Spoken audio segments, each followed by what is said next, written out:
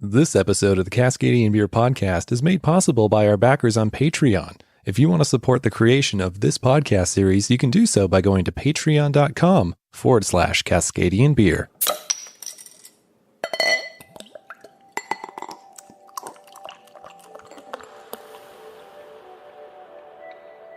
I've left Cascadia and ventured to Denver, Colorado, where I was fortunate enough to attend the Great American Beer Festival 2017. This is my first time at the festival, and I had such a great experience, I've documented it in this episode.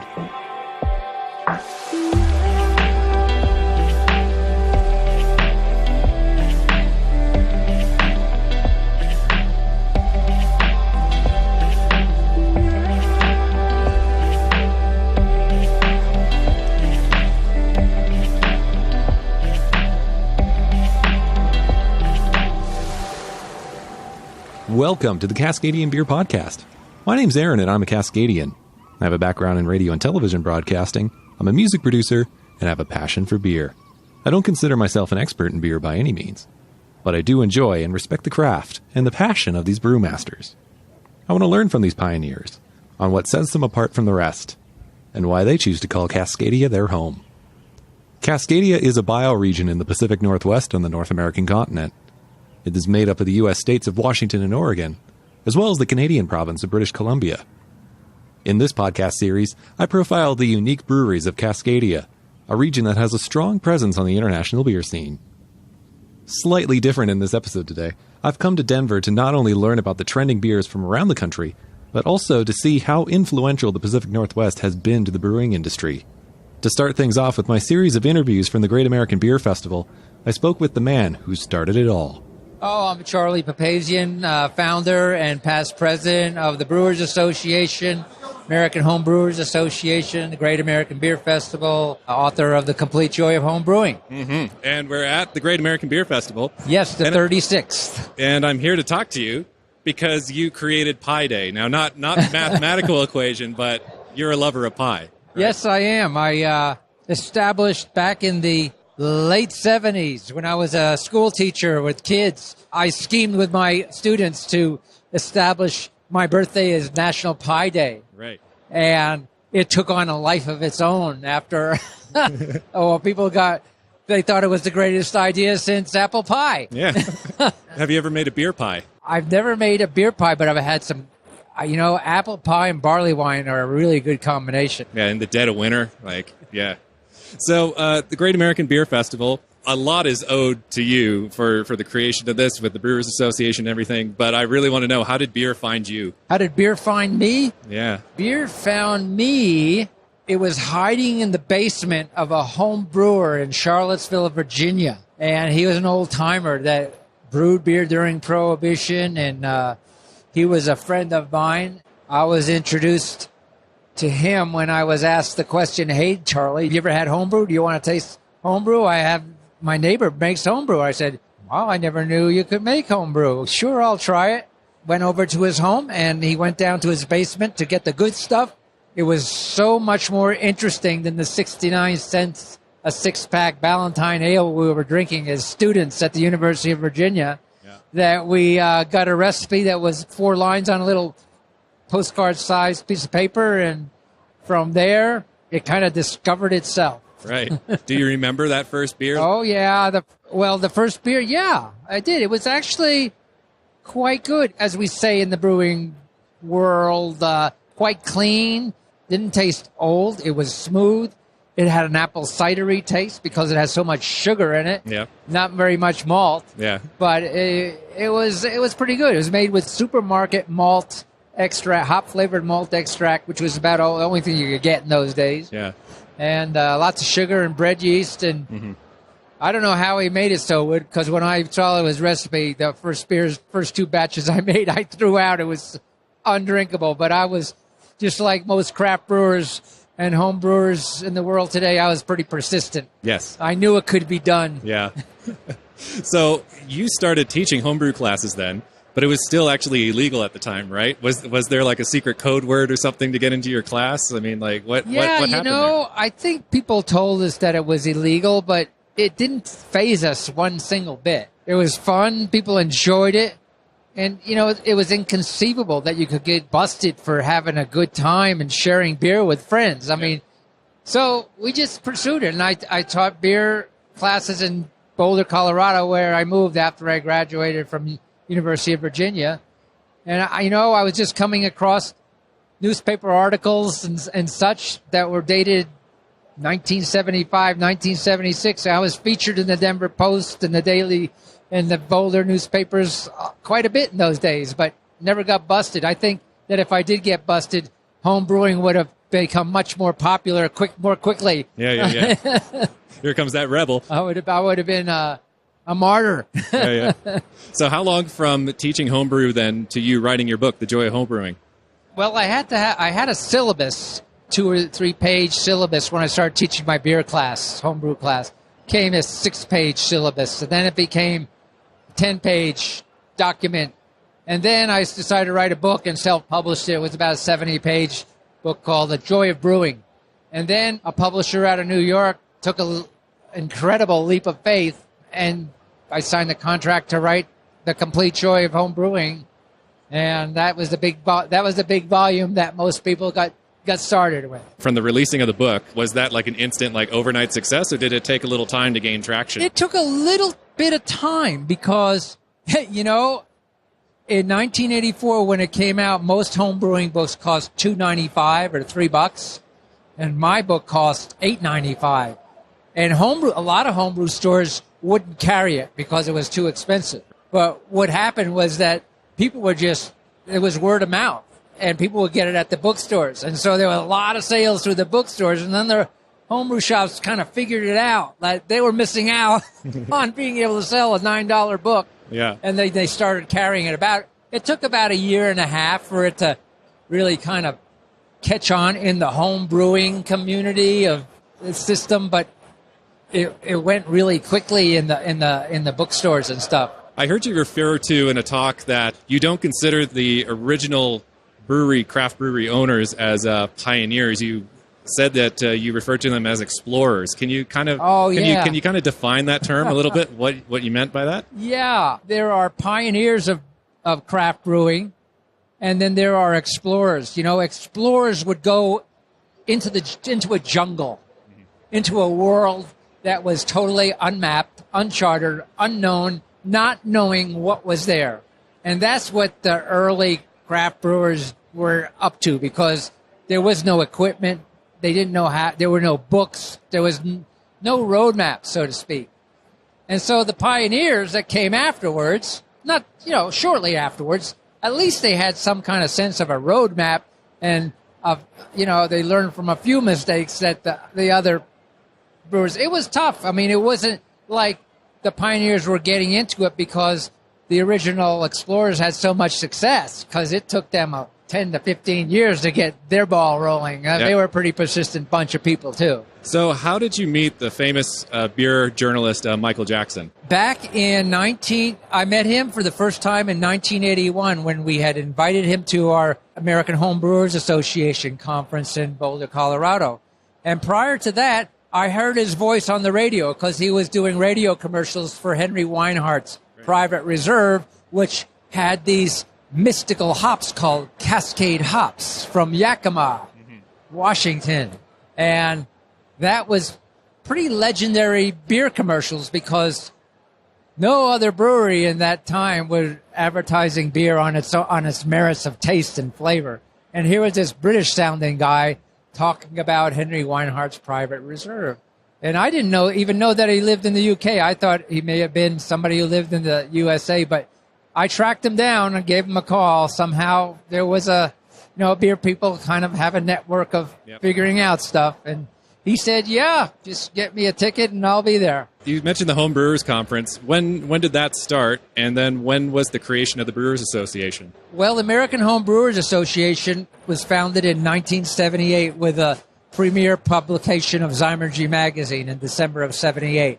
Our first conference and get-together and competition was in February, I think, or March of 1979. So that's when the first event started and when the organization American Home Brewers Association was founded.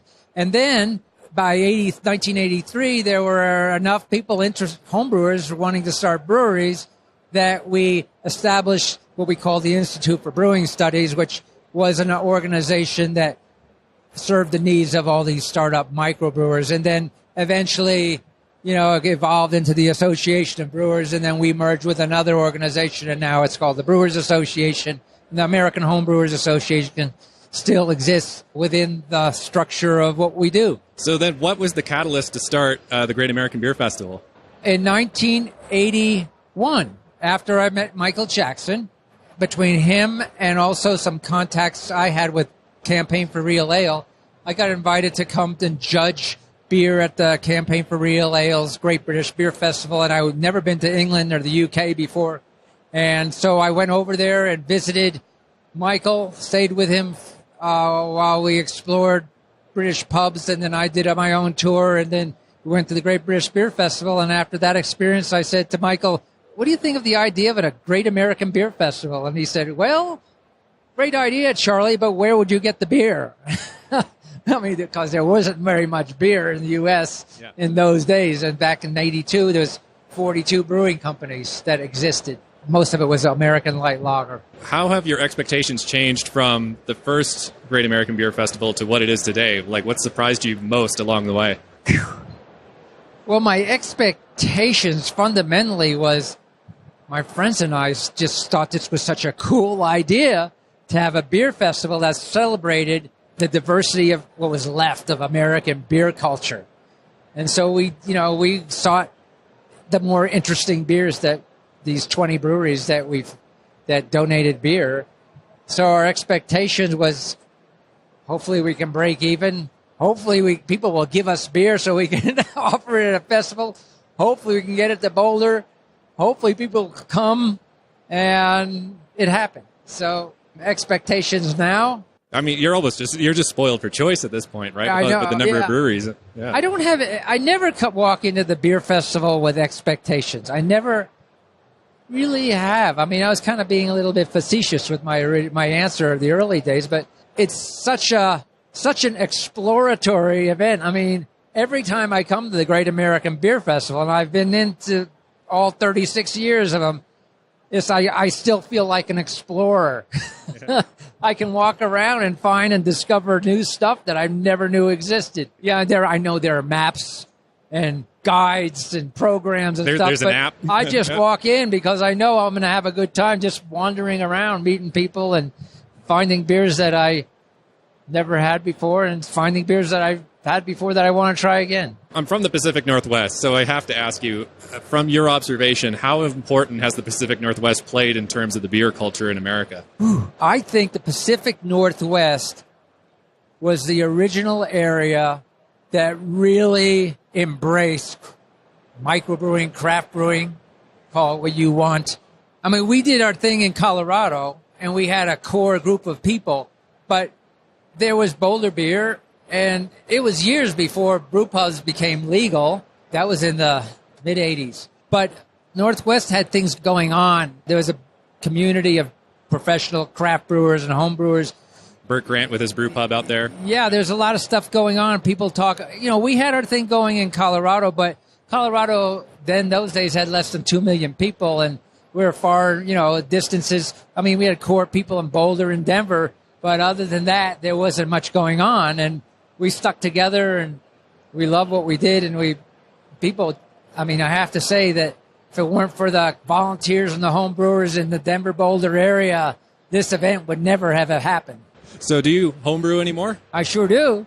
Right. What do you got working at the moment? Well, I got one beer lagering. I got two IPAs, two different IPAs. I have a dark lager. I have a Oktoberfest style beer. I have a Helles, German style Helles, and I have a what I call a Bohemian style lager, but it's not really that because I put a lot of cool different ingredients in it. I'm always brewing a little bit outside of the styles. I mean, I would have trouble entering competitions. So I have a listener question for you too. Being such a presence in the beer culture, do you feel that pressure at all from being the guy that's kind of been the ringleader for beer in North America? Has that affected you at all personally? Do I feel pressure because I'm such a iconic kind of guy and people look?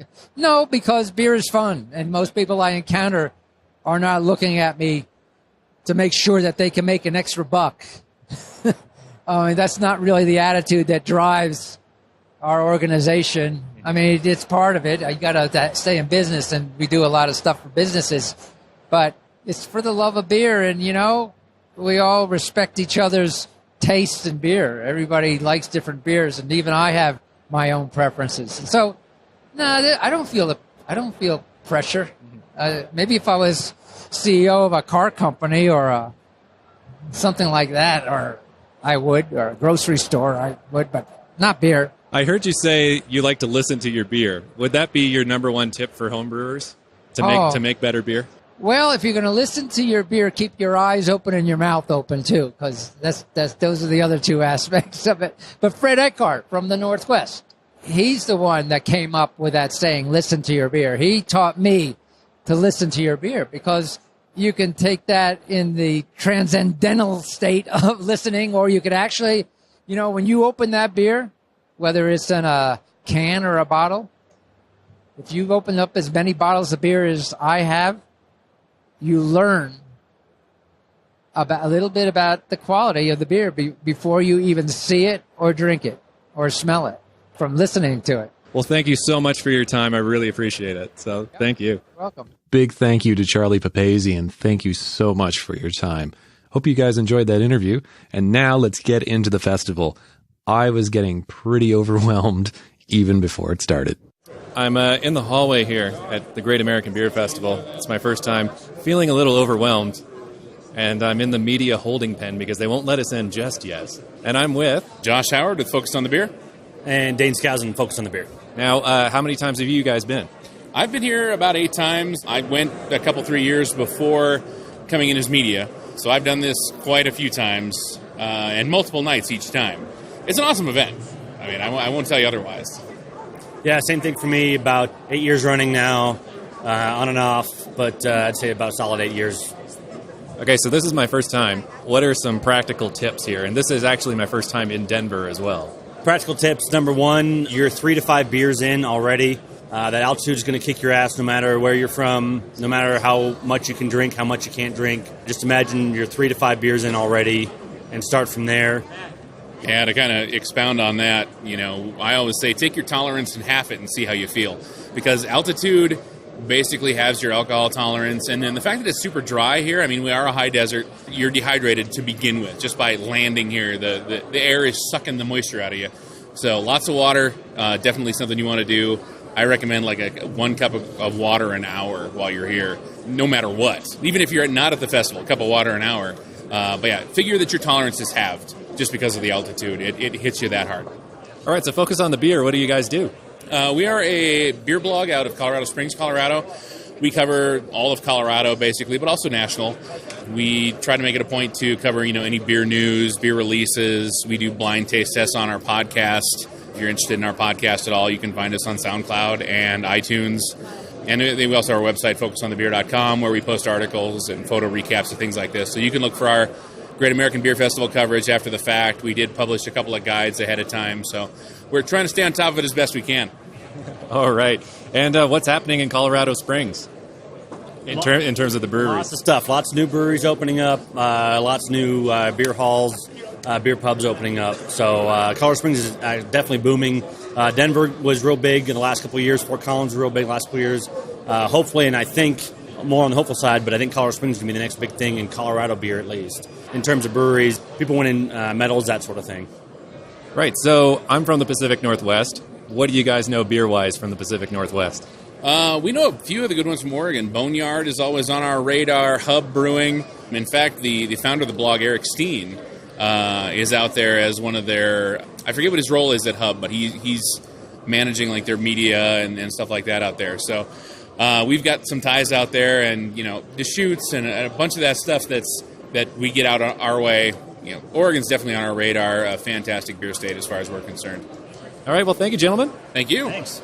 Thanks to Josh and Dane for their practical tips. It really helped me out over the coming days of the festival.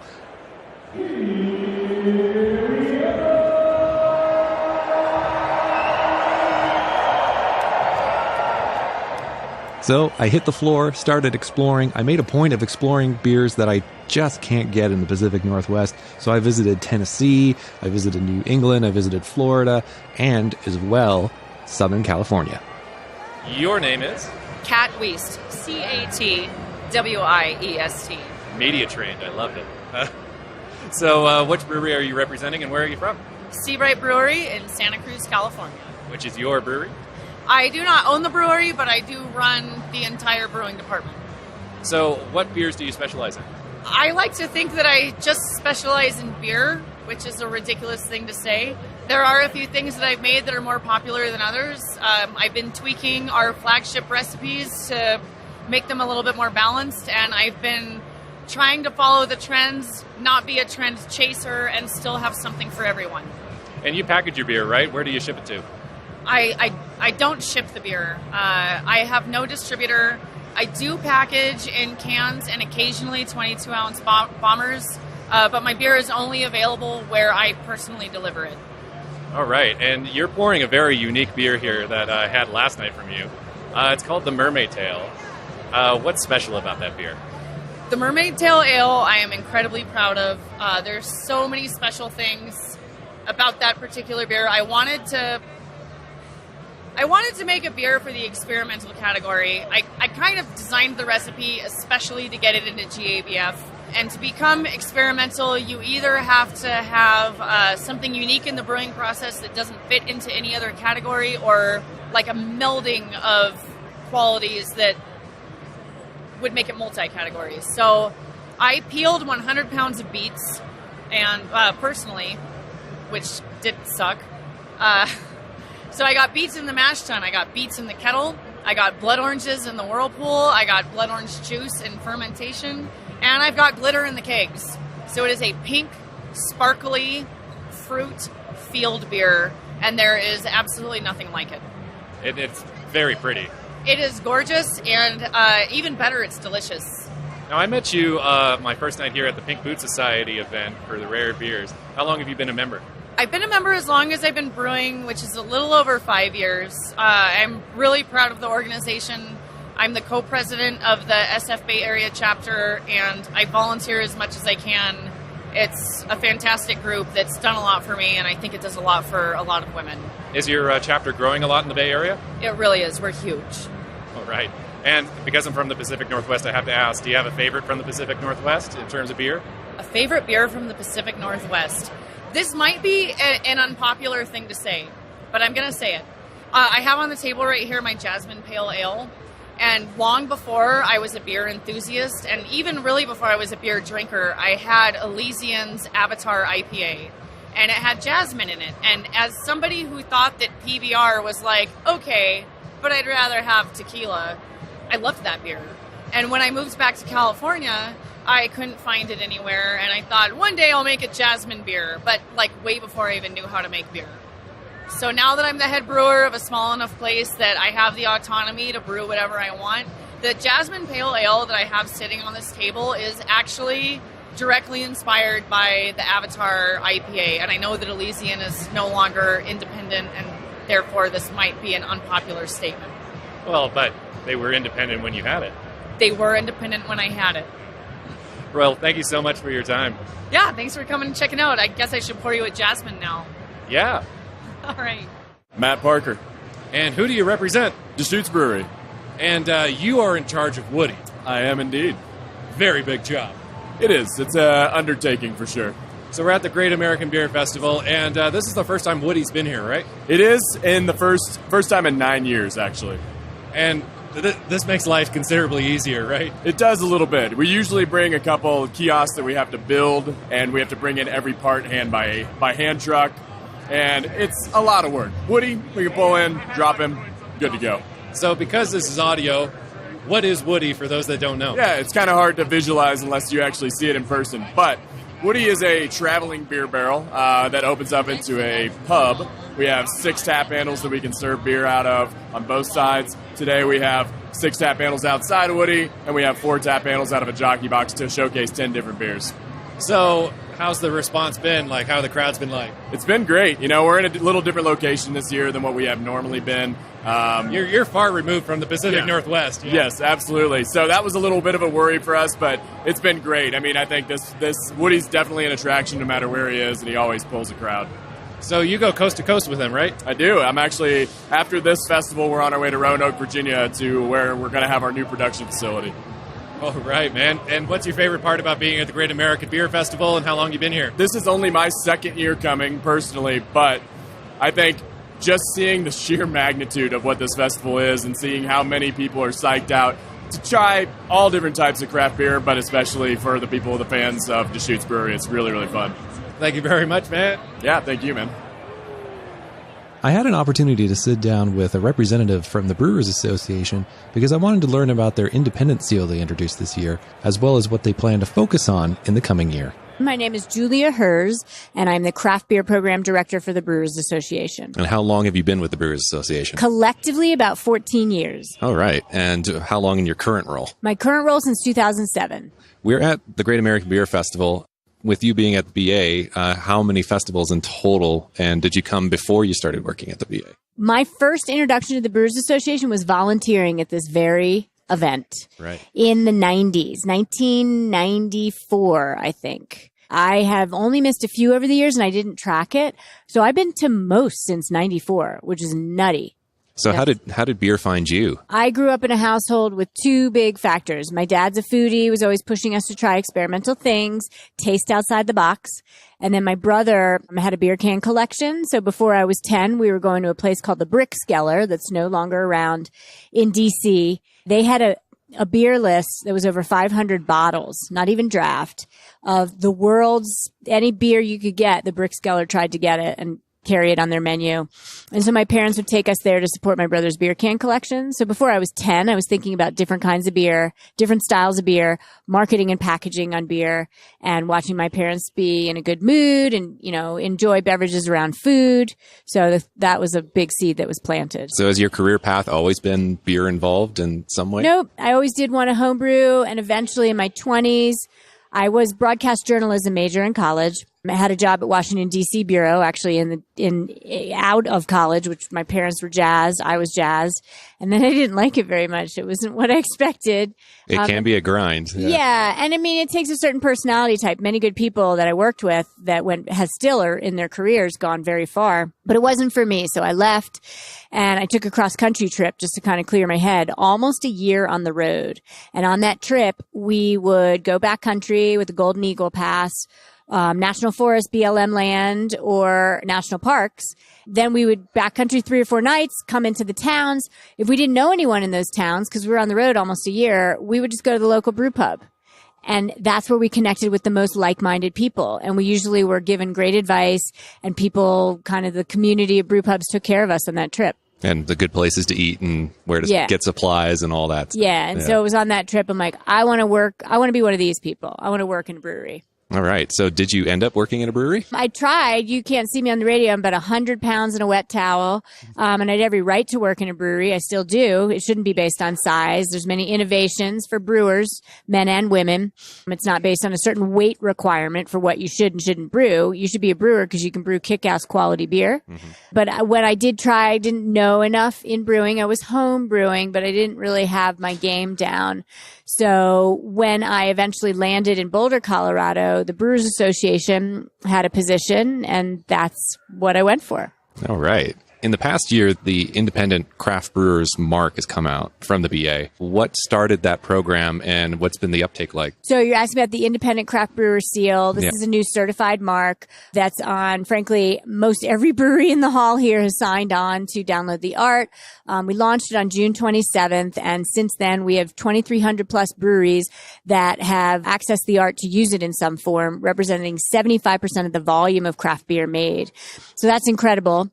It's been an option for years to help small and independent craft brewers differentiate themselves. That's actually part of what my role at the Brewers Association as craft beer program is all about, is to advocate and educate that there's an important place and value for supporting brands from small and independent producers. And so we want to see that continue to happen. And in the last few years, it's gotten a little tougher out there. There's been a lot of acquisitions, and formerly independent breweries have been purchased by big beer, and you can't tell on the label that they're purchased. A very blurred line right there. Yeah, things are muddy. Yeah, from the regular consumer's perspective that may not actually be that educated in their local market for breweries, right? Right. Things are muddy. If you pick up a beer from a brewery that's been purchased, you wouldn't know who owns them, the parent company. And so since they are, Big Beer is not putting their name on the labels, we decided to create a mark that small and independent brewers can put on theirs. And there you have it. So now it's out there, and we'll give it a year. And I think you're going to start to see it everywhere. So what's been the BA's role in trying to educate the consumer, or is it done more on the local brewers level to get the awareness done? We're still in the adoption phase. So getting breweries to adopt is where we're focused now, and all in good time. If anybody wanted to sign up as their own brewery, what is the process and the steps that they need to go through? Sure. So if you're a brewery listening and you've signed up, and we're calling all of you, we know we know your name in the list because we want to win you over. brewersassociation.org/seal is the place to download the actual art. You must have an active TTB license. You must qualify as a small and independent and traditional craft brewer according to the Brewers Association definition. And by the way, 98% of the 5,700 breweries in the U.S. are small and independent craft brewers.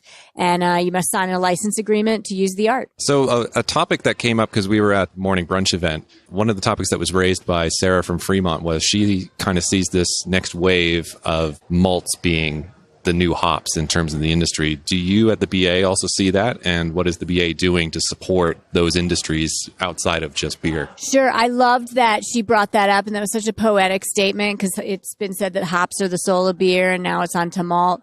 The BA has a very prolific technical team and committees. We're a membership-driven organization. We have 7 subcommittees, and one of them is focused on access to raw materials. And we have a supply chain director, Chris Swersey, who also runs the judges for the Great American Beer Festival. And he is focused on trying to ensure that craft brewers have access to both malted barley and hops and the like. So the efforts are deep. We have 6-figure grant investments for grant programs for raw materials too. And so that's a big deal. With your role at the BA, how much of an influence has the Pacific Northwest in your eyes been on the greater industry? Absolutely. Like, for example, hops, 30% of the world's hop supply comes from the Pacific Northwest. We know that, right? And so that is a huge part of the innovations that I think has gone on in craft brewing.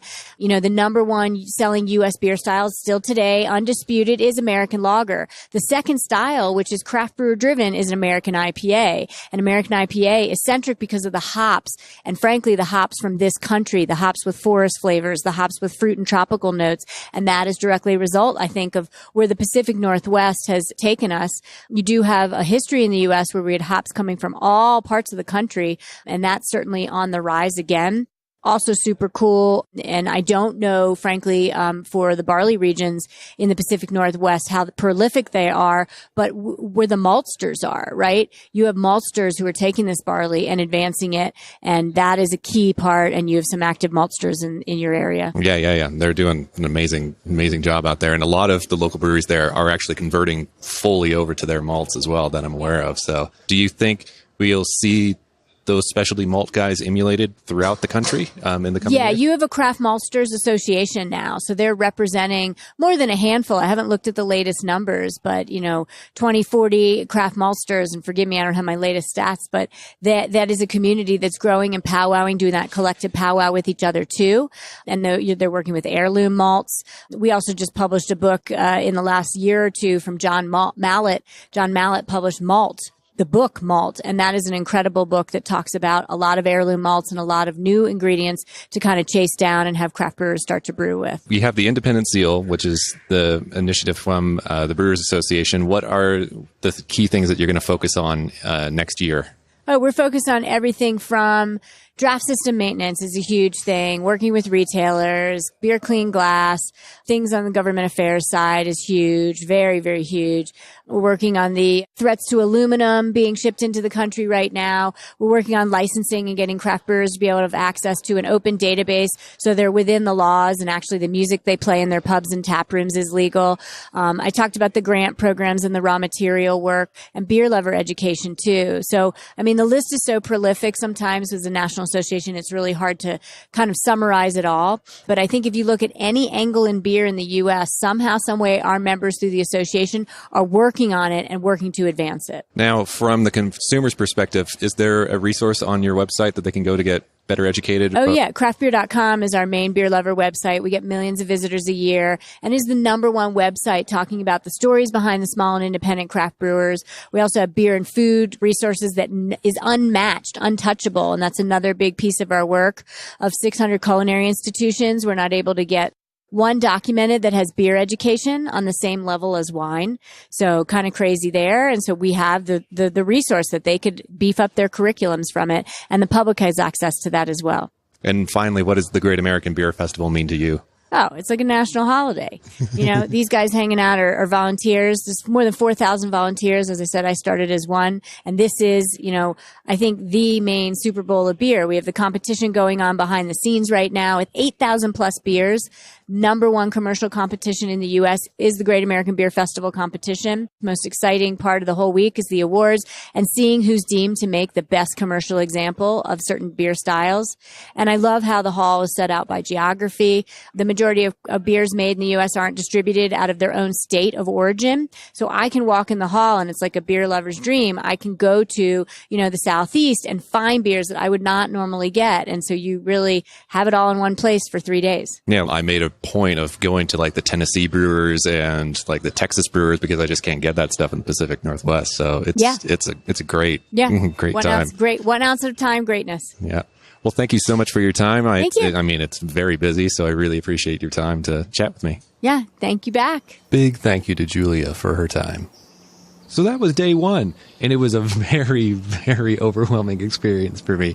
I just wasn't prepared for the sheer size of it. I mean, I knew it was a big festival, but man, 16,000 people a session, and it was massive. There was over 3,800 beers being poured and over 800 breweries participating. It was insane. Very much enjoyed it, but it is massive. So the following morning, I was fortunate enough to be invited to the Sam Adams brunch, where there was a great panel talking about what it means to be independent and other challenges facing the craft brewing industry in the coming years. After the discussion, I got a chance to interview a few of the people that were on the panel. My name is Bart Watson. I'm Chief Economist at the Brewers Association. How long you been with the BA? Over 4 years. It's my 5th GABF. It's all right. Flown by. All right. So, the beer industry, we had a pretty good year, didn't we? You know, it depends on what part of the beer industry you're looking at. Overall, the beer industry was, as Jim taught me, I shouldn't say flat, it was stable. Dollar sales were up a little bit since we are seeing that premiumization going on. And the craft brewing community is having a little bit better year, 6% growth last year and 5% growth at mid-year 2017. And overall, what is the economic impact last year? So in 2016, the economic impact was $68 billion, billion with a B, pretty tremendous, and a jobs impact of more than 456,000 full-time equivalent jobs. And where in the country are we seeing the most growth in terms of like openings? Well, we're seeing growth everywhere. You know, that's the simple answer. You know, as you get into it, one of the interesting things is that we haven't really seen the catch-up that everyone keeps expecting, that a lot of the openings are still happening in the states where there are a lot of breweries. So there's still a lot of openings in places like Washington or California. We maybe have seen a little bit of a slowdown in some of the really leading-edge states, you know, Colorado, Oregon, where those per capita numbers are super high, but we're still seeing a lot of very small breweries opening in even, you know, very mature markets. Do you have like a percentage of breweries that have actually closed in the last year? It's been running very low. So we've typically been running, 70, 80 closings a year. I think that's going to rise a little bit this year. But, out of the 6,000 brewing companies, we're still talking about a remarkably low percentage of the breweries closing. So what's your speculation that would drive that increase of shutdown? Well, some of it is just a large numbers. We have 6,000 breweries. So even if you're still at the same percentage, 3%, you're going to get 180 that close. And so that number is going to rise just as we have more businesses. And, businesses fail for a whole variety of reasons, many of which have nothing to do with the market and have everything to do with the difficulty of running a small business. But we're also in a more competitive place. And so some of the closures are going to come in markets like Denver or Portland or Seattle, where it's crowded out there. Right. 10 years ago, we see these breweries that are well established now. They have a huge market reach in terms of their distribution. But the breweries that I've been speaking with and been seeing opening really seem to be like around the 7-barrel range. Are we going to see more of a trend of the super hyper local brewery? I think we are, and that is still the vast majority of breweries in the country. I mean, 75% of the breweries in the country make less than 1,000 barrels, which is pretty tremendous. I mean, 75% of the breweries in the country making less than 1% of the beer. And, the market's crowded out there. It's hard to get it, on the shelves at a supermarket. It's hard to get a new tap handle. And so, a 7-barrel, a 10-barrel, that allows you to be local, nimble. Many of them are focusing on selling a high percentage of their beer directly at their tasting room or in, very limited local distribution. And, that might be the right size for a lot of new breweries to see where the market is for their beers. And you can always scale up. It's much harder to scale down. Yeah. So we're at the Sam Adams Brunch. You were just on the panel. One thing that came up in the panel was how malt is going to be the new hops. So is the BA doing anything to help and support those industries? And where is that kind of focusing in the country? Well, I'm glad you asked that, because I think one of the things that's under noticed in a BA program that I love and is really important is we're doing a lot more to fund basic raw materials research. So we're giving out about $500,000 in research grants a year, and a lot of those are going on the raw material side, particularly into malting barley, thinking about malting barley in new ways. Most of the malting barley in this country was developed with the large brewers in mind. And if you're making an all malt beer, you may be looking for slightly different characteristics, different levels of protein. So we're certainly trying to invest there. I think a lot of the innovation too is going to come on the malting side and the micro maltster side. We're certainly working with them, trying to help them understand the market and what brewers want. Yeah, like an example in the Pacific Northwest for me, Skagit Valley Malting. I'm not sure if you're aware of them, but they're probably the best known up there. Yeah, doing a great job. Yeah, Wayne Carpenter. So are we going to see like more of those guys? Do you think? I think we'll see more, though. It's a tough market, and I think there's a great space out there for specialty malts. I mean, they're also doing some interesting stuff with, ancient grains. I mean, they have their purple Egyptian variety that they're using. But, to make the economics work, they're also going to have to find brewers who are interested in base malts, and the cost there is a challenge. I mean, there's scale in malting as well. So we'll see how many can survive. I think there is going to be a place, as we move to this local taproom model, brewers who are making a little bit more margin can look for things that differentiate themselves on the raw material side. So that all local beer is something that drives people to their brand, to their tap room. So I think that space will grow, though. How big it can get, I think that's an open question. So how big of an impact does the Pacific Northwest have on the industry as a whole? Well, I think you're going to see it's more in the Pacific Northwest than in other places because so many of the raw materials are grown there. We're lucky. Yeah, depending on how far you extend the Pacific Northwest. I mean, Idaho is the leading barley growing state in the country now, and Washington also grows a lot of barley. And obviously the hops are heavily concentrated in primarily Washington, but then secondarily Oregon and Idaho. And so that economic impact goes more there because you're getting that supply chain. And, the hops industry in the U.S. is now growers are I think it was a $500 million crop last year, which is the most all time. And, a lot of that money is getting reinvested in new trellis and new hop fields. Do you homebrew at all? Occasionally, not as much as I'd like being on the road so much, but we get to homebrew with work, which is one of the many perks of this job. And I'm trying to think what the most recent thing we made was, but we make a lot of fun stuff. We're always pushing the envelope. We did a golden kind of Scotch, ale recently that was a lot of fun, and it's always fun to play around with the system. Well, thank you so much for your time. Wonderful. Thanks for having me. My name is Sarah Nelson. I work at Fremont Brewing. And you were on the Sam Adams panel this morning at the brunch. How exciting was that to be asked to be a part of the panel? I was thrilled to be asked. It's a huge honor to represent craft brewing to so many people in the local and national media. Yeah, because it was really focused on the independents and the independent brewers. Yeah, I think you guys did an excellent job of just because it was various breweries from around the country, and you touched on something that I think is really big in the Pacific Northwest, and that is the drive towards the independent malting. How big of a factor is that for you guys? And do you see that growing in our region at all in the next few years? Yes. So we are big supporters of the Cascadia Grains Conference, which brings together brewers, distillers, bakers, anybody that uses grains. We're trying to ultimately grow the grains economy west of the Cascades because before Prohibition, it was that was a major crop. And then Prohibition happened and Kent turned into warehouses and then tulips and whatever else in there. So there are reasons why we want to revitalize it. Number one, It's an economic generator. It gives farmers one more crop. It fixes the soil. It's good for many reasons on an ecological basis. It's also another way that we can innovate. Like I said, malt is the new hop. When you consider that the percentage of hops in a beer glass is much less than the malts, we need to really explore more flavor profiles of malts. It's more subtle, but it's very important. And so that means supporting local maltsters. There's Skagit Valley Malting that we work with that does a great job for us, and we're seeing that model pop up across the country. And also, finally, there is a sustainability angle because it means that we're not bringing our heavy malts from long distances. It's just right up the road. So the ultimate goal for you is you'd want to be like the 100-mile brewery, right? Where all your ingredients is sourced within 100 miles? How far is Yakima from us? I think just borderline. Just borderline. The more local, the better. Yeah. Because I do believe that there is a local flavor. And people want to know where their food comes from. And they will care more about and pay more for ingredients or products made with ingredients that are close by.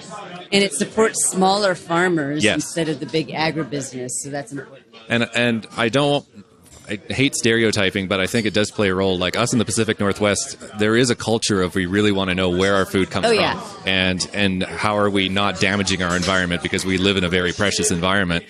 Do you see that trend kind of like going across the country as well with some other breweries? I think that it all depends on the climate and where these crops can be grown. But yes, I do think that, you just see the organic growth across the country. So I do think that there is a desire for more sustainable agricultural practices. And in some communities, that's going to take hold faster and stronger than in other communities. It really depends on educating the consumer. And we, Fremont Brewing, we are not doing a very good job of educating our consumer about why we are using Skagit grain, why that pint might be $1 more. It's just like there's so many things to do in a brewery. Sometimes the marketing and explaining, takes a back seat. And I think once the consumer does learn the fact of like this came from Skagit Valley, which is just basically on your doorstep in comparison to where most of the other grain comes from, I think they would be willing to pay that extra $1 knowing that it is going back to their local business, right? So. Right. And one of our beers, our Coweta Canyon Fresh Hop Ale, that was a delicious beer. Yeah, it's certified salmon safe, the first salmon safe beer in Washington. And we would get it organic certified except for a glitch at the hops plant. But the point is that those things matter to consumers as well. But, there is no decal for what I'm talking about with the Skagit grain. So it just depends on, taking the time and putting the resources into teaching folks what we're doing. And I have to say, excellent run on all the fresh hops this year. Oh, thanks. They were beautiful this year. So how long have you been coming to the Great American Beer Festival? Gosh, so Matt, my husband, has been going ever since probably 2010, maybe 2009. I came 2 years ago, and we tend to switch off CBC and GABF unless we can get Grandma to stay with our 2 kids for several days. So this year it was my year to come here.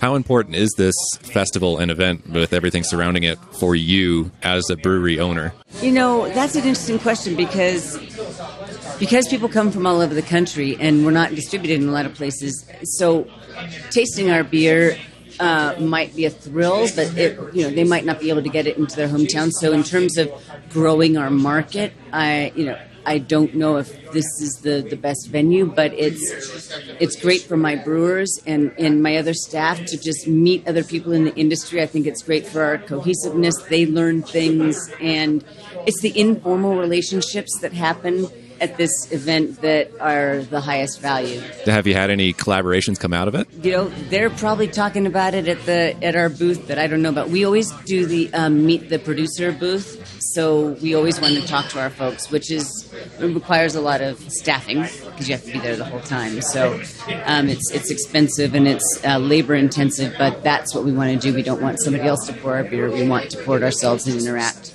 We've won awards. I don't know if we'll win an award this time. I think that, maybe one of our fresh hops has a good chance, but we'll see. Well, thank you so much for your time, and I'm looking forward to finally coming down and visiting you and doing a proper episode. I mean, I've been to Fremont before, but not in a professional capacity with the podcast. But thank you so much for your time. Thank you very much for asking. All right, day 2. Here we go. Great American Beer Festival 2017. All right, your name, sir? Billy McDivitt. And where are you from? Longmont, Colorado. I'm with Open Door Brewing Company. And how long have you been open? Our tap room's been open a little over 6 months, but we've had beer out in the market for just under 2 years now. Right, and why are you at JABF? Well, we have always been a brewery that likes to get out and talk to our buyers, the people that are out there in the marketplace. And what a better place than to be out at JABF and get to talk to thousands of people at once. So what are we pouring today? Is this your core lineup? Yes. What we've got is Libertas, which is our rye cream ale, and then we've got Short Arm, which is our IPA, and then Over the Moon, which is a vanilla milk stout. And then later tonight, we're going to release our Citrusaurus Rex, which is a New England style IPA. And a little later after that, we're going to have Kachel, which is a hoppy wheat. Cool. And you told me a little story about Over the Moon. What's the key ingredient there? Well, so it's a vanilla milk stout, and right now the price of vanilla is shot through the roof. So it used to only cost us maybe a few $100s to do it, and this year, right now, if we were to redo that beer, it would cost almost $1,600 just for the vanilla. You're going to buy property sometime soon for a vanilla plantation? I'm looking at Madagascar and Fiji. All right, and anything you're looking forward to at the festival, if you get a chance to go out and around? Yeah, it's one of those things where everybody comes from all over the country, and so I love to go to the places like the Northwest and the New England area where we don't get a lot of their beers out here and try some of the smaller ones, where this might be the only place I ever get to try them unless I get the chance to travel. All right, well, hopefully I can come and visit you guys someday. Would love it. Thanks, Aaron. All right, thank you. Kyle Sherwood. And who are you representing? I'm from Wormtown Brewery from Worcester, Massachusetts. And how long have you guys been pouring at JABF? So we've been here a couple of years. We've been around since 2010. But we've been here for the last couple of years. We've started to get a little more involved as we've gone along. Our brewmaster has been judging the last 2 years, and we've been pouring for a little longer than that. Right, so I tried your Bottle Rocket Pale Ale. That was delicious. What's involved with that? So it's really cool. It's a rye-based pale ale, which I think can be a little scary for some people because rye can get really abrasive. But we match it up with a really nice hop profile with some Mosaic, Eldorado, and Calypso in there. So you get some really nice spice and tang notes up front, and then really nice grapefruit, mango, and even a touch of like pear pith to the back end of it. So I'm from the Pacific Northwest, so I have to ask you, what beers do you like from the Pacific Northwest, and have you had a chance to try any? So to be honest, not a lot gets out to us out in Massachusetts. There is some awesome stuff out there, and whenever we go out there, for hop selection or anything, we always try to bring some delicious stuff back. But I mean, more than anything, I'm just super jealous of you guys being so close to all those delicious hops. And obviously all the amazing beer that comes out, but just having access to all of those hop farms right there is amazing. And it's just something that makes me super jealous. Yeah, so we have hops. We also have lots of malt fields. Do you have any local malt where you guys are? Yeah, so we actually, our little unofficial official slogan is piece of Mass in every glass. There's something from Massachusetts in every one of our beers. And so we work really closely with a malt farm out in Hadley, Massachusetts called Valley Malt, which is really has taken off and is doing a lot of great things. But we also work with some hop farms and a lot of other local businesses, farms, things like that in the area. All right, well, thank you very much for your time. No, thank you, man. Have a great time, okay? Yeah, will do. Annie Johnson. And what is your role and what are you showing here? Well, I work at Pico Brew, and my role, I'm the brewmaster in residence, and so I do a lot of R&D brewing for our products, the Zymatic, and then also I run the brewery partnership program we have with the Pico. We have a Pico C and a Pico Pro, so we work with breweries and get a recipe from them and scale it down, and we put it into Pico packs so people can brew them brewery fresh all over the world. And you guys are based out of Seattle, right? We are, yes. And how long have you been a company for? I've been at Pico Brew. This weekend actually is my 4th anniversary of getting to know the people at Pico Brew. Formally in January, it'll be 4 years. Can't believe it. Woo! So the Pico Brew, what is the system and who's it for?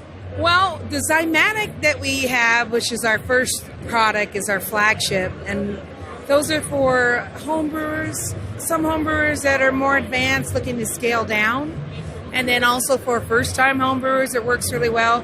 But the whole Pico Brew technology is automating the brew process. So like a large brewery, taking that automation and scaling it down so you can have it on your kitchen counter if you want.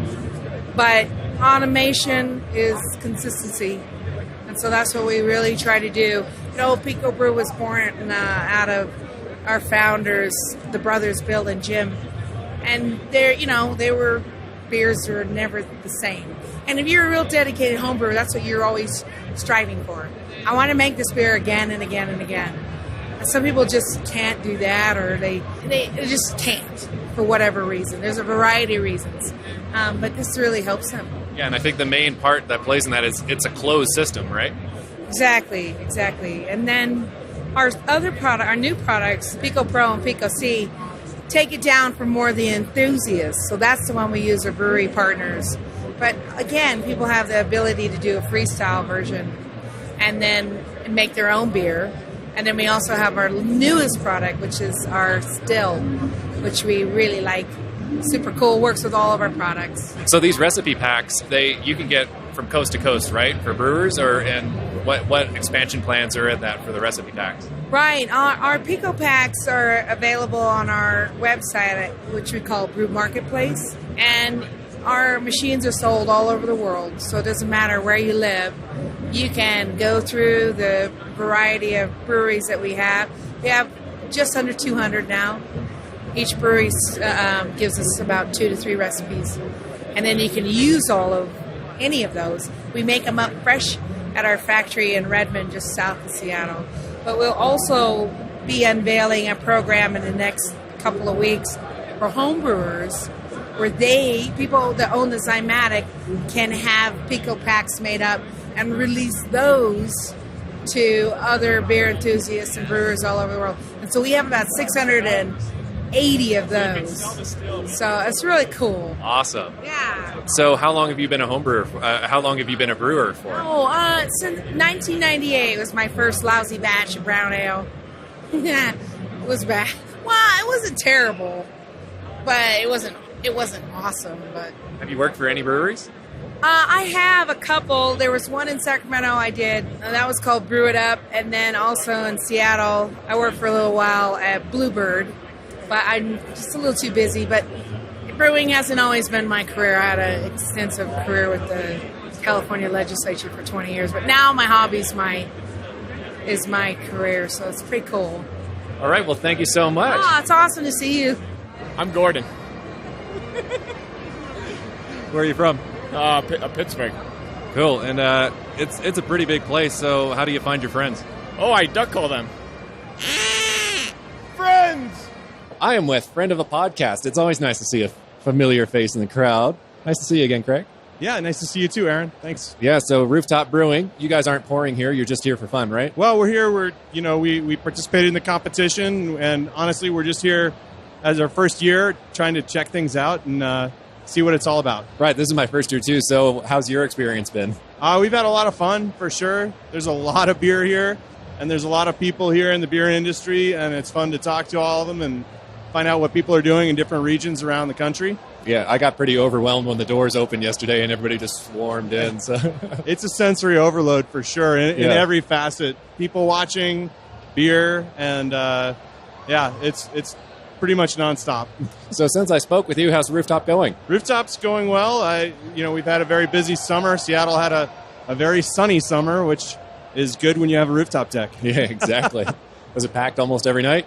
I mean, when the sun was out, we had a lot of people on the deck, for sure. All right, so what are the 2 beers that you entered in the competition this year? We entered a few beers in the competition. Our Braggot, which is called the Hop and Honey. Our 3rd anniversary beer, which was a barrel-aged Belgian quad. And our Cafe Ladro-inspired pale ale. It's infused with cold brew coffee from Cafe Ladro. So we're talking on Friday night. The awards are tomorrow, so best of luck to you for that. Oh, thank you. And what has any beer really stood out for you from the festival so far? A lot of it has really stood out. You know what? It's the problem with a festival this large is it's hard to remember what you had, especially when they're 1 ounce pours and they're unlimited. Yeah. So I've been taking more notes on kind of things I want to try and new things I want to do. The Brewers Lab is really interesting. They bring brewers in who are doing some different things. Yeah. And so you get to talk to them and find out what they're doing and how they're doing it. And can bring some of those ideas back to Seattle, to Rooftop. And, especially a lot of the booths and the marketing that goes on here, it's pretty impressive. And so it gives you a lot of ideas. All right. Well, thank you very much. Great to see you. Thank you, Aaron. All right. The end of day 2. On the final day of the Great American Beer Festival, I attended the awards ceremony in the morning, and I have to say big congratulations to friends of the podcast, Chuckanut Brewing, who took out 2 gold medals, Wander Brewing, who also took home a gold medal, and also taking home a medal was Groundbreaker Brewing. So if you want to check out their episodes, go to the website at cascadian.beer. All right, day 3, the final day of the Great American Beer Festival 2017. And it was a great day, and especially since we could celebrate with the winners from the awards. I'm with somebody I met on Wednesday at the Pink Boot Society. Your name is? Aaron Hamrick. And who are you representing? I am with Dry Dock Brewing Company. And you are the odd brewery because you don't have a significant body of water around you, so why are you called Dry Dock? No, and actually it stems from one of the owners really likes nautical history and everything, and when they started with the homebrew shop and then started making beer, and that's where it stuck. So I forgot to ask, where are you guys from? We're in Aurora, Colorado. And you won a medal today. We did. We won silver for the Pilsner. And how excited were you? So excited. And it's also good when the owners can, get up off their seat that they've been on the edge of for the whole award ceremony. It's a little sigh of relief. Was that a category that you were really hoping for? Yeah, so Pilsner we don't currently can, but it's definitely on the list. So maybe by next year it will be. We never know. All right, so how long have you been with Dry Dock? Just since May. Wow. Yeah. All right. How long have you been with beer? So I started in the homebrew industry with Blickman Engineering for about 2.5 years, and then I just came on at Dry Dock in May. So cool. And what's a favorite thing you like to brew? I like to brew, Saison. You got a favorite flavor of Saison? I don't. No. The last one I did was a pumpkin, but don't hold it against me or anything. I did hear that one guy in the award at the awards. The pumpkin category. Boo. Yeah, exactly. Okay, don't hold it against me, but that was the last one I brewed. Okay. So have you got a chance to try anything from around the floor? Yes, I have had some opportunity to get around the floor. Today I'll really get to. I pour first so then I can go try everything. But there's so much to try. It's overwhelming. Yes. So because I'm from the Pacific Northwest, I have to ask you, what do you know about the Pacific Northwest in terms of beer, and do you have a favorite? Ooh. I really like sours, so I definitely went by Rare Barrel. Let's see. I'm trying to think of a couple other. I can't even remember the other ones, but I spent a lot of time on sours in that area. And I do have to mention, friends of the podcast, Chuckanut, they won gold medal for their Kolsch and the Dunkel Lager, and they're pouring over there. So maybe I will definitely check that out then. Yeah, we'll go over there in a bit and get sure. some. Definitely. All right, well, thank you. Have a great night. All right, thank you. All right, your name, sir? Steve Wilson. And what brewery are you representing? Gatlinburg Brewing Company. Where are you guys from? Gatlinburg, Tennessee. Is this your first time at JABF? Absolutely. How's the experience been? It's been overwhelming, but we're getting it. Are you almost out of beer, or you're doing pretty good? We're getting close. How's the response been from the people that have been coming in and trying your beer? It's been very positive. What do you guys tend to focus on? Really, there is no focus, man. We just make what people ask us to make. Make good beer. Yeah, absolutely. What's your favorite that you're pouring here? The Highland Dew. It's a Scotch ale. Cool. And how long have you been making that? Actually, not very long. Probably less than a month or so. All right. Well, thank you very much for your time, and thanks for being here. Your beers have been great. Thanks, man. I appreciate it. Tim Winning from the Jess Farm Barrel House. And congratulations, you won. We did, yeah. It's been awesome so far. So people loving the beer, and that's one of our kind of staple Brett beers we've had for a while. So yeah, what's the name of it? Fancy Pants. We're on version 5 in the tap room right now. Version 4 won gold, and we're going to keep going up from here. So where are you guys based out of? We're up in Fort Collins, kind of on the east side of town. We're about 2 years old and a 130-year-old barn, so come check us out. How long have you been open? Just going on 2 years in November. Cool. This is your first JABF? First pouring, second entering, and first medal, so we're stoked. All right, congratulations, man. Thanks a lot, dude. Thanks. Cheers. Your name, sir? Kyle Spoon. And who are you representing? Sun River Brewing Company. And where are you guys located? Just south of Bend, Oregon, Central Oregon. So you had a big day today. Yes, we hauled in 2 gold medals and Small Brewery of the Year. So, Right. And what did you win the medals for? we won for Fuzztail, which is our American-style wheat beer with yeast is the category. I think it was just over 50 entries. 1 gold medal with that one, and then we won gold with Cinder Beast Imperial Red Ale, big high hops, 10% ABV, 100 IBU, monster beer. So, and then Small Brewery of the Year. So, How long you guys been open? we're on to year 5. And how long have you been coming to JABF? 3 years now. First year didn't win anything. Last year won a silver medal in strong pale category with Ripon, our Northwest Ale, and then this year obviously kind of exceeded our expectations. So. Just a little bit. Yeah, totally. Because, there's so many breweries participating, so well done for you guys for taking the medals out, and Small Brewery of the Year as well. Yeah, thank you very much. It's a huge honor, obviously. Super humbling, and we're just happy to be here around in the best industry in the world, in my opinion. So, cheers. Yeah, absolutely. Thanks, man.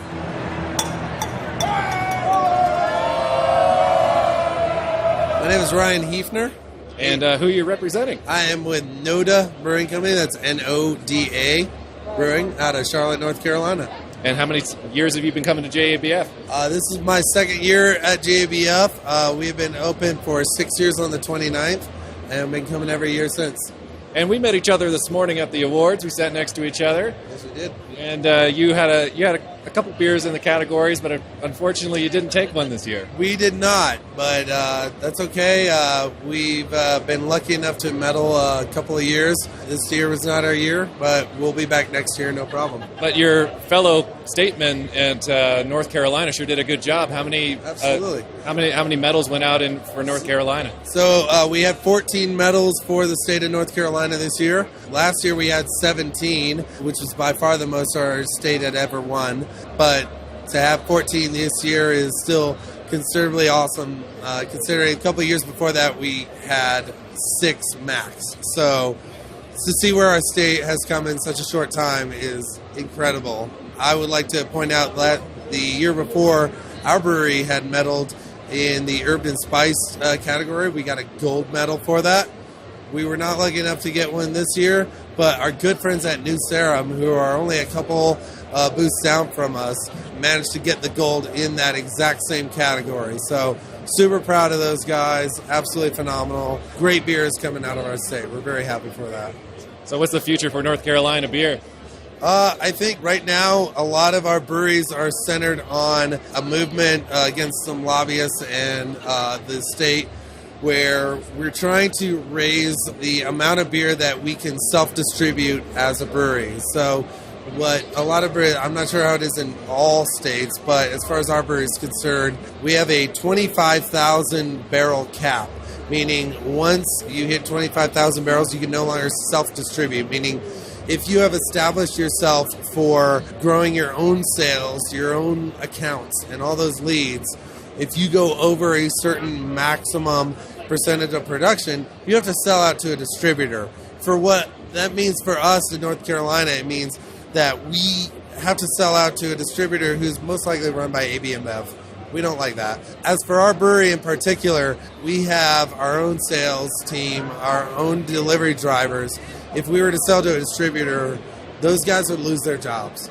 We would then be having to rely on a distributor to come pick up beer from us, take it to another warehouse, and then take it to the guys that are around the corner from us. So we're fighting to raise that bar. A term you're going to hear in North Carolina is craft freedom, and it's something we are pushing for against the lobbyists and really hoping to raise the bar with. The last time I was here was 4 years ago. We had a little over 100 breweries. Now we have close to 300 breweries, and it's just astounding what's going on in our state and what's growing. I mean, we had guys medal this year that I'd never even heard of before. So it's really cool to see what we're producing in the state of North Carolina. And because I'm from the Pacific Northwest, I have to ask, what's a favorite Pacific Northwest beer? My favorite one? Well, actually, we're very good friends as a brewery with the Breakside guys, and those guys medal the heck out of this competition. They killed it this year. They killed it this year. They've done very well years before, and it was really awesome to see them winning. They're making stellar IPAs. They've actually been inspiration for a number of our beers and a lot of what we do at Noda Brewing Company. So very happy to see what they're doing. So Breakside's really awesome. We love those guys a lot. All right, well, thank you so much. Yeah, thank you, man. Cheers to you guys and your podcast. Thank you for joining us all the way over here on the southeast side. It's just so great that everybody's in the same building and we just get to meet everybody. Oh, absolutely. Very good. Very cool. Now let's get some beers, man. Let's have some beers. Yeah. So we've had a couple beers now. Yes, sir. I mean, your beers are delicious. I'm having them for the first time. My first beer from North Carolina, actually. So thank you. Oh, that is really touching to hear, man. I really appreciate that. I loved your herb beer, man. That mojito-inspired beer. Yeah. So that Nodahito is what we call it. That's not familiar. Noda is a community in Charlotte that our brewery is named after, and our brewers were like, wouldn't it be funny to make a mojito-inspired beer? Heck yeah, let's do it. So it was almost a joke, and we entered it last year in the Urban Spice category, won gold medal for it, and it just blew us away. And this year, our friends at New Serum won the gold for the exact same category for their lemon balm and beet sweet beers. Which we just had as well. Which we just had. Oh. Incredible. Fantastic. And that's kind of what I wanted to kind of leave on, was to say, part of coming to this festival, it's not about winning awards. It's being enamored by the industry. It's being inspired by your kind of cohorts. Like, we have over 800 different companies all making the same product. And nearly 4,000 beers. 4,000 beers. And none of us feel like competitors. We all feel like we're here to feed off of each other and inspire each other. And that's one thing our head brewer talked about coming out here. He said, when you go out here, just be inspired. Be ready to come back and say, okay, now let's make this awesome thing. And that's what's great about the craft beer industry, too, is there is never a run out of ideas. You're never going to be like, well, we've done it all.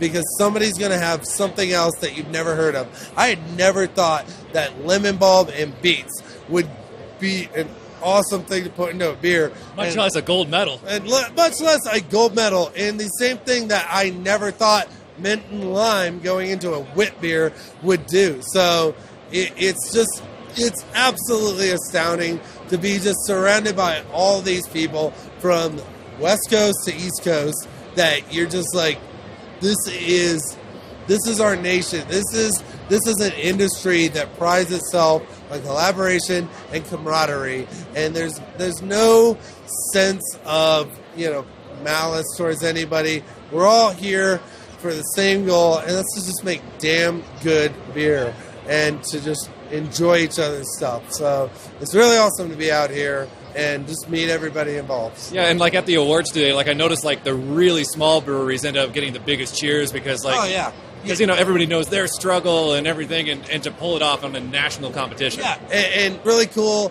on a day like today, you get to walk around and you get to see all the beers that medaled, and you get to go up and meet those brewers and say, hey, you made a damn good thing. You kicked ass. So and it's a mad dash because a lot of the gold medals are running out because everybody wants them. It is, yeah. So we're kind of lucky enough that we brought a little extra here today, and we're just loving being here, being a part of the show.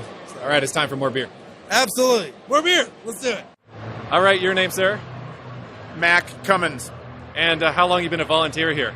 This is my 6th year. And where are you from? I live in Bellevue, Washington right now, and Denver before that. So that's why you volunteered, because it was the local event for you? We all volunteer because all of the parents on the kids' soccer team, they're all here volunteering, and so it's just a very communal event for everybody.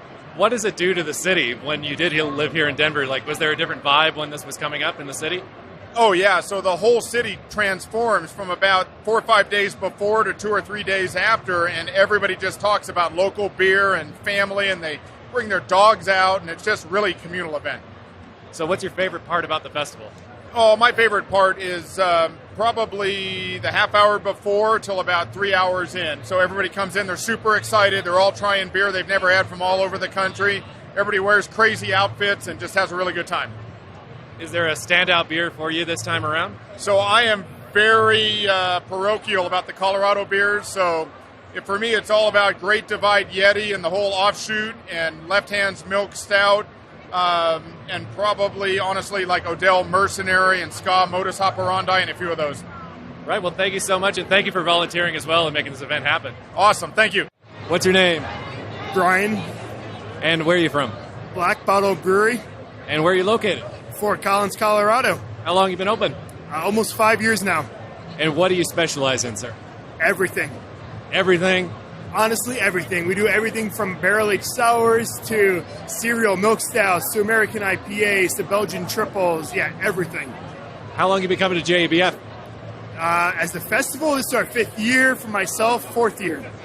Cool. And what are you pouring today? Because I just had something very tasty from you. What was that?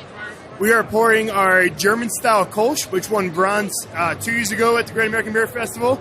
Our Belgian Triple, which won silver last year at GABF. Then we also have a tart cherry raspberry lambic and a dry hopped Brett barrel-aged sour, as well as our Pro-Am, which is a Lichtenheiner. It won silver this year for the Pro-Am style. Sweet. And how's Fort Collins? Because I've actually had a lot of beer from Fort Collins while I've been here. Like, what's the beer scene like in Fort Collins? The beer scene is blowing up each and every day. Like, you can't get better. You can't go anywhere else in the country for better beer than every day as what you're going to get in Fort Collins. Right. And because I'm from the Pacific Northwest, what beers do you like from the Pacific Northwest? Oh, man, you put me on the spot there. Gigantic from Portland. I absolutely love Gigantic. The gin barrel-aged double IPA, you can't beat that one. So for me, they got to be my go-to every time if I could. Well, thank you very much. You're welcome. John Hawkins. And who are you representing? Here with Bandon Brewing Company. This is your first year here, huh? It is. Pretty exciting, especially tonight. As you can hear in the background, it's a little bit off the hook. So we recorded an episode together a couple days ago, and that'll be coming out soon. But just briefly, how long have you been open for? So the brewery itself, we actually just had our grand opening about a month and a half ago. It's been a long process. I think anybody who's been through it can give testimony to the challenges. We certainly tried hard to meet our deadlines, but boy, there's always something that comes up that delays you or spins you backwards for a little bit. All that overcome, we had our restaurant open a year ago, and we had our brewery grand opening a month and a half ago. So how's this festival been for you? How's it treated you? Fantastic. Again, I'm just floored by the collaborative spirit of the whole industry. It's been a great opportunity to meet people, to get a whole lot of feedback, and even share some ideas with some other brewers. We can do some nice collabs. It's really been a lot of fun. Looking forward to coming back next year with both guns loaded. So have you had a chance to try much? What stands out for you? Boy, I'll tell you, I fell in love with a few sours that I probably otherwise would not have thought to brew myself. Some pretty creative folks out there doing some on-the-edge brews. I look forward to experimenting a little bit more and getting out of the shell a bit. So you've only been open a month. Have you run out of beer here at the festival? Funny you would ask. We are literally, our last keg there is floating now. So next year, we're either going to pour some samples or bring more beer, whichever they'll let us do. And on our upcoming episode, you talked a lot about your IPA, and that was the first night that we recorded that. I came here, finally found you guys near the end of the night, and I said, hey, man, what about that beer we talked about? And you said? Too late. Yeah. Yeah, we're looking forward to next year. We'll see if we can get a couple more kegs on the wagon and see if we can carry that IPA through the end of the session. All right, so how can people find out more about you if they want to come down and visit? You know, we're down Southern Oregon, Bandon. It's a beautiful little spot, especially if you like golf. Our website is pretty easy, bandonbrewingco.com. They can look that up. Probably about the easiest way to find us. Thank you so much. Yeah, thank you, Aaron. I'm Dylan Schatz, brewmaster at Mad River Brewing. And where are you guys located? We are in Humboldt County, California, about 5.5 hours north of San Francisco, about an hour south of the Oregon border, right on the coast. I met you guys last night at our hotel bar, and I did the research. You're technically part of Cascadia. This is true. We can also be an easy part of Jefferson State if we would like to. So, how long have you guys been open? We were founded in 1989. Bob Smith was our founder. He's a home brewer out of Chico, moved up to Humboldt County, wanted to open a brewery. He bought the original Sierra Nevada system from Ken Grossman. We started on that. We've been brewing ever since. And you showed me photos of that last night, and like it's a very impressive system, to say the least. Oh yeah, no, it's the most labor-intensive thing you've ever seen, but it also makes some of the best beer you've ever had. We won 9 GABF medals with that system. So how long have you been coming to JABF? Personally, this is my 9th consecutive year. As a brewery, we have entered for 12 years. And what stands out for you? Have you had a chance to try much around the festival this year? Yeah, no, absolutely. I get around a little bit. I mean, what stands out for me more than just all the beer that's here is the brewers and the camaraderie that we have. Getting to see these guys again, just getting to talk shop, try each other's stuff, and just have a good time. It's great to catch up with everybody. So what would be a quick tip for somebody that's home brewing to make better beer? Keep it clean, sanitation. Above all, just keep it clean. So how can guys find you if they want to come visit you? If you take the 101 north or south, we are 7 miles east of the 101 highway in Humboldt County on the 299.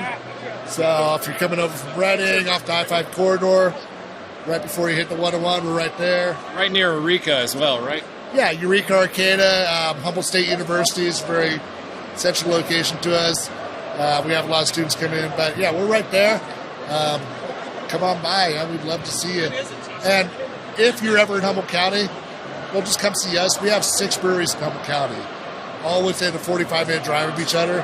So Mad River, Redwood Curtain, Six Rivers, Eel River, Lost Coast. Come on by. See us all. We'd love to have you. Well, thank you so much, man. Absolutely. Thank you. All right. There are way too many people to thank here. So I'll just say thank you so much to everybody that I met during the Great American Beer Festival in Denver. It was truly an amazing experience, and I had such a great time.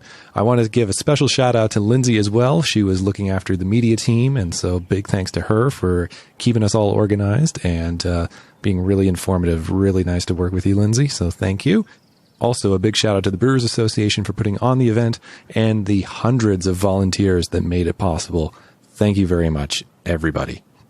If this is your first time here, why not subscribe on Apple Podcasts or wherever you get your podcasts? You can also go to our website at cascadian.beer. If you want to follow us on social media, we're at facebook.com/Cascadian Beer. We're also on Twitter at Cascadian Beer and on Instagram at Cascadian Beer Podcast. While at the Great American Beer Festival, I also recorded a lot of other episodes with some breweries, and those will be coming out in the coming weeks, so be sure you're subscribed so you don't miss an episode. My name's Aaron, and thank you so much again for listening. I know this is the longest episode I've done, but there was just so much to cover over 3 days. So thank you so much for listening. Until next time, remember, support your local.